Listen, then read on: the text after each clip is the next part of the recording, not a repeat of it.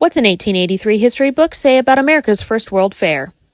Philadelphia Centennial Commemoration, aka America's first World's Fair. Of course, this took place in 1876.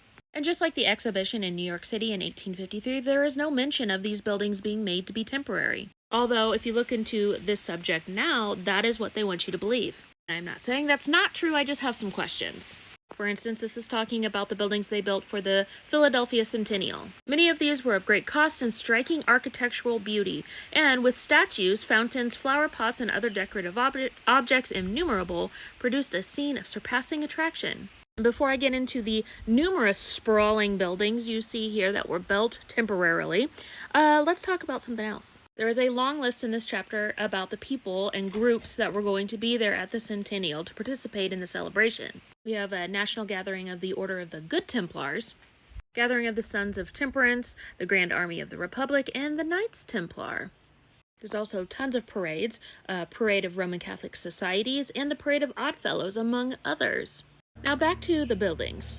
Now the official Let's Get Building on this project started July 4th, 1873. And in 3 years, they built the infrastructure and buildings that were acres big. And I say acres big because that's how they describe them in the book.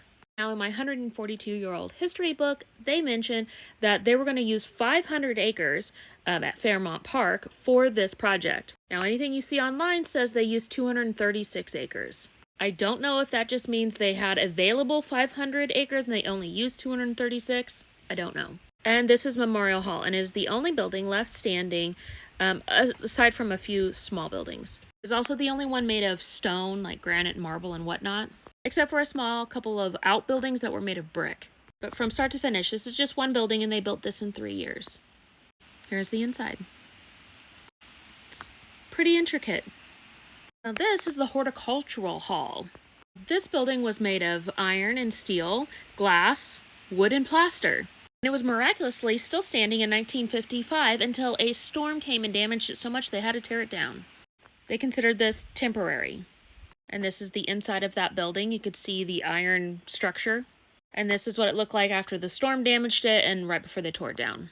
This is another view of the same building. Temporary building. This was the Women's Pavilion, and it demonstrated American women's contributions to arts and industry. Again, made of wood, plaster, and glass. Temporary. Now this is super interesting. By means of shafts and underground tunnels, the 45-foot tall engine supplied steam power to operate some 800 machines at the Centennial Exposition. And this is inside the Agricultural Building, another temporary structure. At the Centennial celebration, there was products that Americans had never seen before, like the first demonstration of Alexander Graham Bell's telephone, introduction to root beer and popcorn, Band-Aids, and bananas. Also typewriters and sewing machines. Every time I make a video about the World's Fairs, somebody wants to argue about they were able to complete these buildings so quickly because there was no zoning, there's no laws about anything, there's no oversight. I would like to remind you that Memorial Hall, that is the only building still standing, is over 200,000 square feet. The Machinery Hall was over 600,000 square feet. The Agricultural Hall was 60,000 square feet. The Horticultural Hall was 50,000 square feet.